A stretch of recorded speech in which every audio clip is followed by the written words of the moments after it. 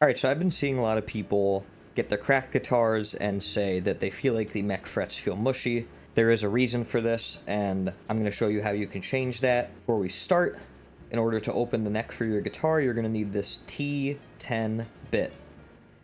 Looks like this. It's not an Allen key, it's a Torx bit. That's called T10. And so I've already got all the screws out of here, but all these screws you're going to remove, and the neck will come off. And then you're going to have your neck PCB right here, and that requires a Phillips head screwdriver.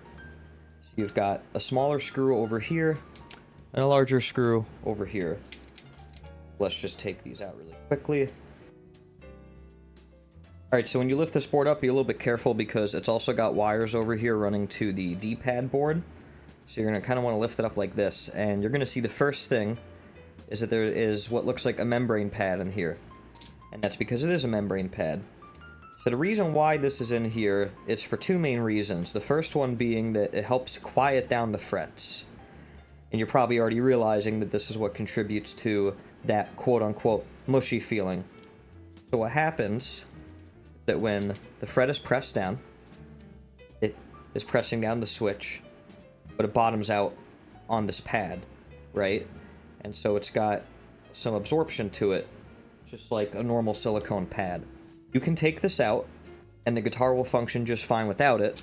You can just put the board back like this, put the two screws back in, and what this will do is it will raise the noise levels to something much more similar to a custom guitar, or like a Retro Cult Mods or Funky Customs kit, the kind of sound that you're familiar with from those. Put the back on, show you. So, there goes my screwdriver. Put it up to the mic.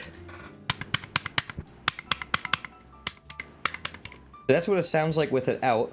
I will say, when you do take this out, I talked about stability before, so the frets can rock around just a little bit like this, as you can see, not very much, because when this pad is in, the only thing that the fret has to sit on is the switch, right? And that's in the center. So when you add this and you try to rock the fret around, these raised bits stop it. So the other thing that might be contributing to the mushy feel for people is that these frets, they have these two rubber feet on the sides. And it essentially, when the fret comes back up after being pressed like this, it kind of cushions it a little bit. So you can take this out.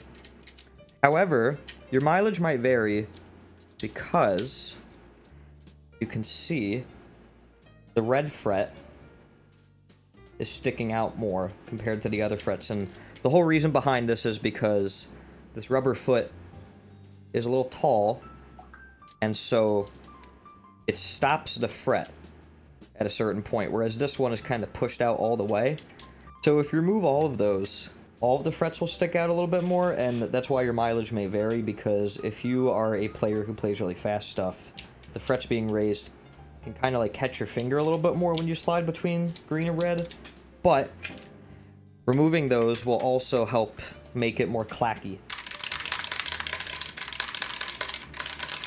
So as you can see, it's significantly louder than with both of those things in. So those are your options on what you can do. You can try the frets with the rubber feet inside, but only have this pad. You can try taking the pad out and leaving the rubber feet in, or you can take both out. So I hope that that kind of answers people's questions as to why there's that quote-unquote mushy feeling in the frets and how you can change it.